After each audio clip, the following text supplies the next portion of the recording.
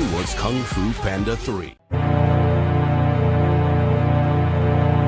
Kung Fu Panda 3.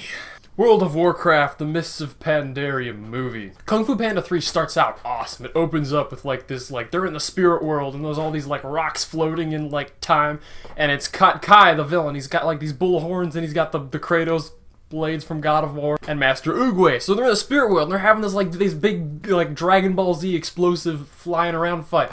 And it's great! And I'm like, I didn't see it in 3D, but that would probably look cool in 3D, provided I can hold down my lunch. And that's the first thing I want to say about this movie. At times, this movie's gorgeous! And Poe and his dad are like walking up the rocks and it's got them all like spiky and it's like gray and silver and it looks like the dragon memories from Dark Souls 2. The spirit world makes for gorgeous animation. And it got like this kind of floating, it's like water, but it's like, you know, there's dimensions above and below, and then there's like the little tree, and there's like these pink petals floating, and then there's like these gold rings glowing. It looks great. So for the most part, I'd say the animation quality is very good, but there are times where it's like, you know, that like that high, kind of high saturation, stylized like kung fu look, where it like splits the screen into 2 or 3 parts, and they're like, there's only black and orange, and that's it. And it's kind of like almost 2D comic book pages. I'm not that big of a fan of that. I would have preferred, it happens when they're going down the mountain, I would have preferred like a tracking shot of Poe going all the way down the mountain. Again, with the 3D, I think that was a missed opportunity. But overall, the movie looks great. I do like the characters in the movie. I think Poe gets a bit obnoxious with all the, whoa, that's so cool, oh my gosh,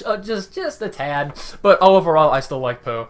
Tigress has this little baby panda kind of following her around. That was adorable. That was like the best relationship ever. Shifu too, voiced by Dustin Hoffman. He gets props because while Shifu is like more powerful and always older and wiser than like Poe and the Furious 5 and everybody, he's still like underneath Oogway. And there's always that like, oh, you can always learn more. So he's the master of them, but he's still like, he has his own master. So I love that dynamic. Like, we don't just have this one ultimate wise guy. I mean, we do, it's Oogway, but I think Shifu is like the perfect rung on that scale of power, because it's clear Shifu can still teach Poe plenty of things. Kai is a great villain. He's voiced by J.K. Simmons. See, I thought, because I was like, Seth Rogen voices a guy, because I saw him on the thing. Seth Rogen has always voiced the Mantis. J.K. Simmons is the new guy. He's voicing Kai. He's like a giant bull guy. And he's cool, and he's got a couple neat lines. He's like, if I stepped on you, would you die? And he looks awesome, and he's voiced great, and he's got like these glowy green eyes. But unfortunately, he's not that scary or intimidating of a villain. Why? Well, because he doesn't kill people. He turns them into little amulets. And the moment you see that happen, you're like, they're all gonna be free at the end of the movie. That leads into the next problem with this movie, is it's pretty predictable. This movie was very, very tensionless the whole time. Kai isn't just, he's not that scary of a villain.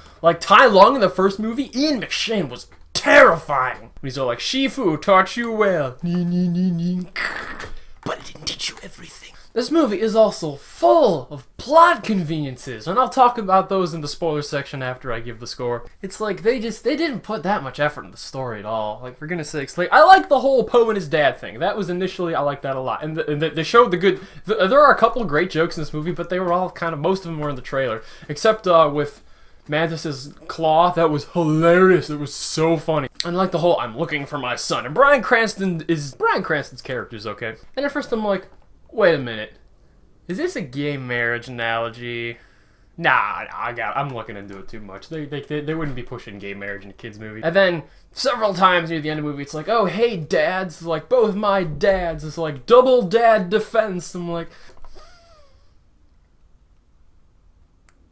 no, alright, whatever. It really slowed down when they got to the Panda Village, and they're just rolling around and with the silly ribbons. I didn't need that. I also don't buy the overall arc of Poe in this movie. So the whole point is that he's gotta learn to be lazy.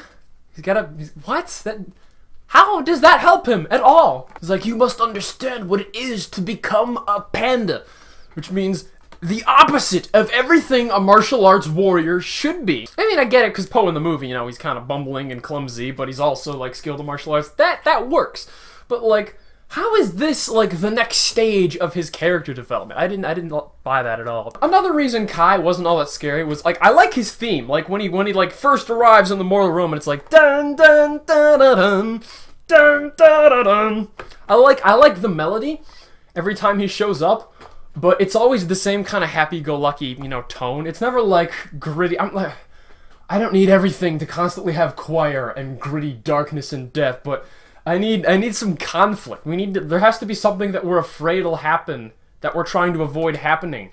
But, like, this movie, I'm like, it's gonna work out okay. And usually you know it's gonna work out okay, but the movie can at least make it more believable than that. And I was even more disappointed. I'm like, wait a minute, Hans Zimmer did this music. What?